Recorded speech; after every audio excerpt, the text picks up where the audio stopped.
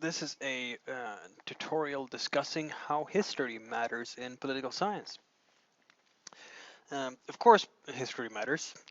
In this tutorial, I'm going to go over how political scientists have been discussing history, and then I'm going to talk about some common denominators among global north countries in terms of how the state and democracies have developed across history. So let's start. So history matters. Yes, indeed it does.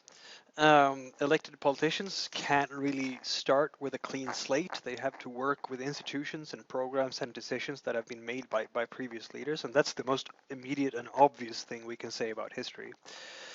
But also, you'd be surprised if you look at some studies done by certainly system theory studies, they might be surprisingly ahistorical, just taking a snapshot of time right now to discuss politics. And some such studies does it really well. They can really bring out how the different properties of a political system matters for and can explain certain outcomes. But even so, history does matter, and the people who study history as it matters for politics today, we often refer to such scholars as historical institutionalists. They seek the answers to current political actions in historic processes, and they even sometimes try to think about these processes in terms of what choices have been made and compare that to what choices were not made and what would have happened if some other choice was made. You know, what would have been the case if we had traveled down the path not taken. And this perspective also often looks at organizations and actors involved at key turning points in terms of path dependency. So this is an illustration of what could how path dependency could work in the logic. So you have a historical process. It comes up to this turning point, and there is a choice to be made about what kind of decision to make, what trajectory to follow for the future, and a choice is made, and then you get to a new turning point, and another choice is made, and you get to a new turning point. And of course, the actors down here, as I mentioned, they can't start with a clean slate. They have to take into consideration all the things that have happened before, but also they will be constrained by all the actions taken before. In other words, the people down here can't make a choice uh, based on these circumstances here, because circumstances have changed since then. They also can't make a choice that might have been available for them if people back in time had made a different choice instead. So this tells us something about how history matters in politics and how history constrains the actions of today, of political actors today. Now, going over some global north politics, the origins of the democratic state, and just how um, states in the global north have shifted from autocracy very often to democracy and entrenched democracy, and the forces that they had to contend with doing so. So I'm going to talk about first the evolution of democratic thought, and then the four great transformations, and then I'll briefly mention some 20th century conflicts and challenges to democracy. So first of all, of course, the evolution of democratic thought. We can talk about Thomas Hobbes, Adam Smith, John Locke, and Karl Marx, all of these important thinkers. Thomas Hobbes, of course, one of the earliest conservative thinkers, discussing how people had to give up their freedom to the Leviathan, and that's the name of his book, in order to prevent anarchy. In other words, government is needed to keep some form of social order in society. Adam Smith and John Locke, two very early liberal theorists, discussing Adam Smith being an economist. He discussed laissez-faire theory and how government should stay out of the economy and let the market run itself. And John Locke, another liberal philosopher, one of the first to discuss civil rights, political rights, citizen rights, and how the state's role was to protect life, liberty, and property. And Karl Marx, an early socialist thinker discussing the problematic nature of capitalism and economic inequality and class conflict, of course, being a central focus in his writing.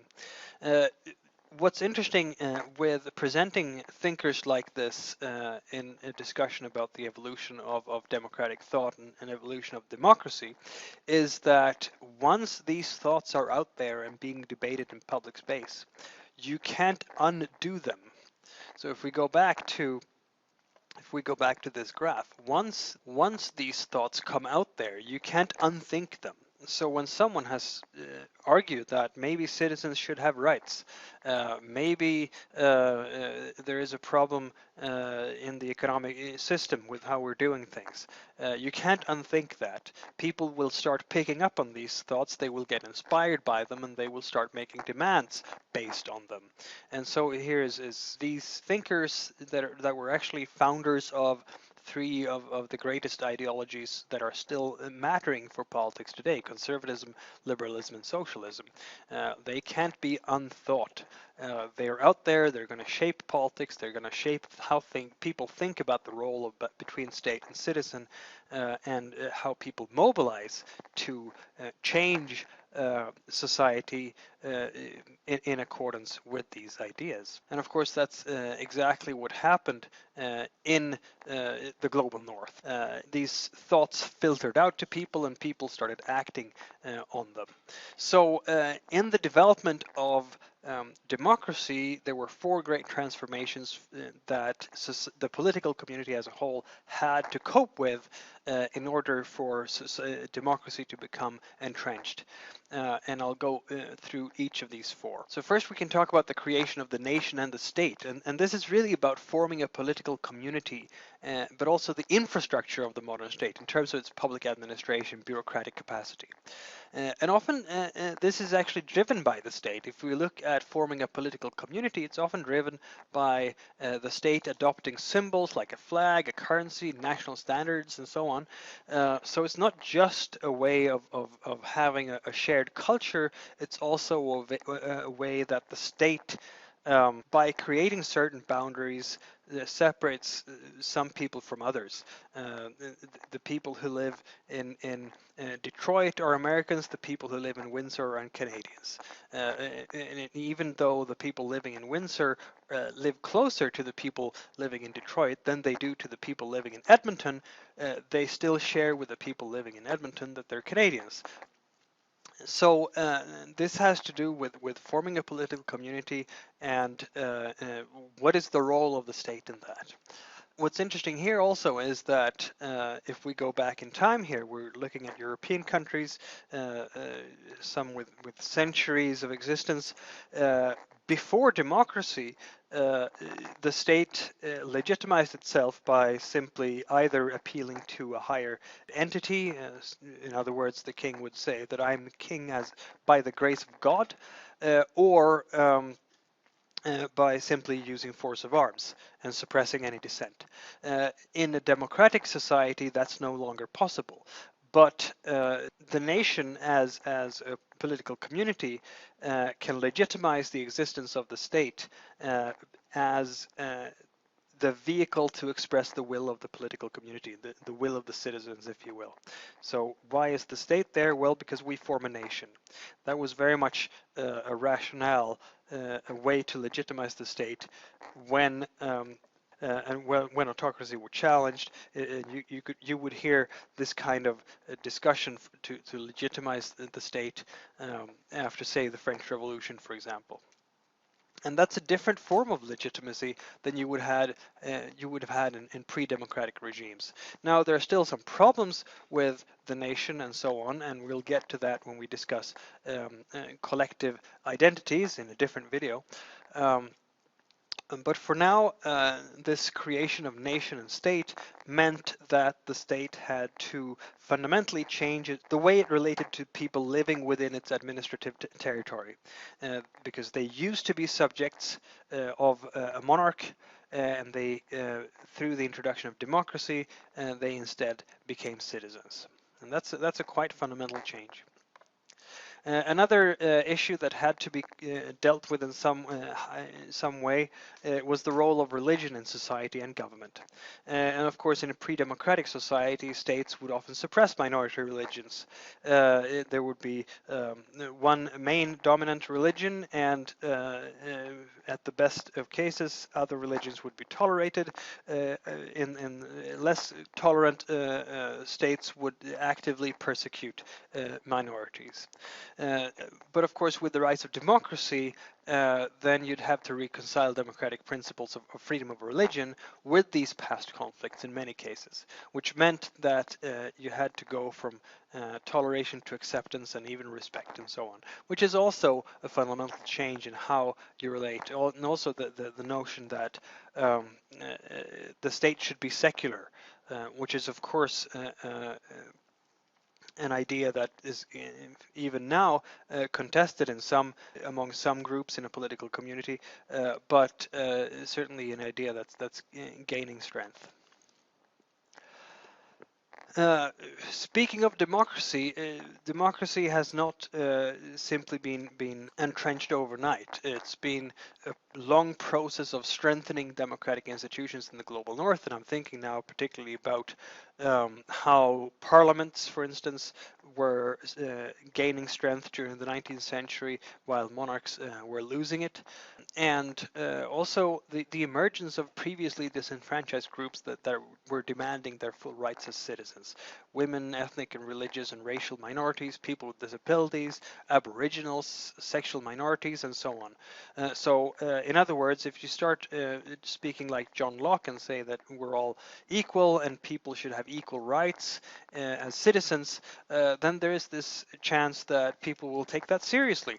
And then groups that have previously been marginalized and disenfranchised will say, well, you know, this shouldn't just go for white men, or this shouldn't just go for white men with property. It should go for everyone in society. And of course, then you will find this expansion over time of suffrage and civil rights in the US, for instance, the abolition of slavery in the 19th century, and then when we get to the 20th century, suffrage for women, and when we get to the mid-20th century, the struggle for recognition for Aboriginal peoples and sexual minorities and so on, and of course the civil rights movement. So these pressures that have continuously pushed the forms of democracy since the earliest days of switching from autocracy and absolutism until today. So this has been a consistent struggle for representation by these groups really through the last centuries. And also another transformation we have to think about has to do with the Industrial Revolution, the fundamental reorganization of economic infrastructures, going from an agrarian economy to an industrial one. And this was, of course, a profound change for all the global north countries that went through industrialization. They now have in common that they're all part of the rich world, pretty much.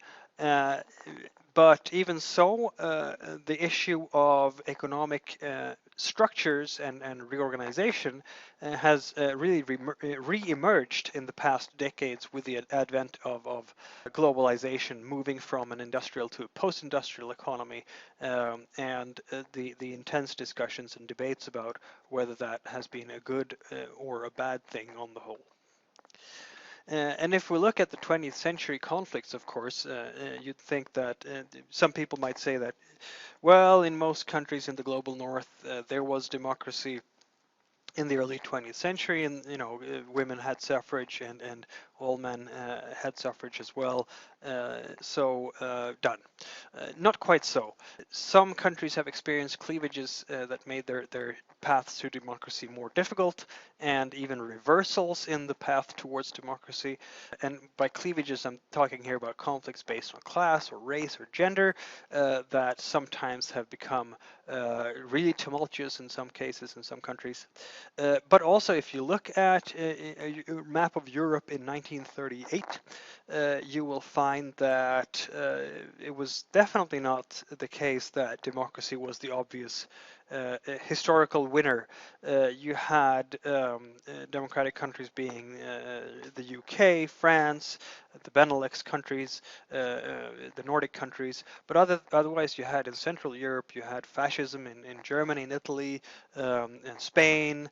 You had autocratic governments in other places as well, Hungary, Romania, Greece, and in the East you had the Soviet Union. And fast forward 10 years later to 1948, and you had the Iron Curtain cutting Europe in two, with a lot of people at the time saying that the Soviet Union constituted a real and plausible alternative in terms of its communism to representative, what they would have called representative bourgeois democracy at the time. So there was certainly, for observers at the time, democracy was being challenged. Today, we can look back and with the benefit of hindsight, say that democracy won out. But for an observer in the mid 20th century, that might not have seemed like a safe bet at all. So these are some of the challenges that have confronted political communities in the global north on the path towards entrenched democracy, and some examples of how history and history's turning points have mattered for politics. I hope you found that useful.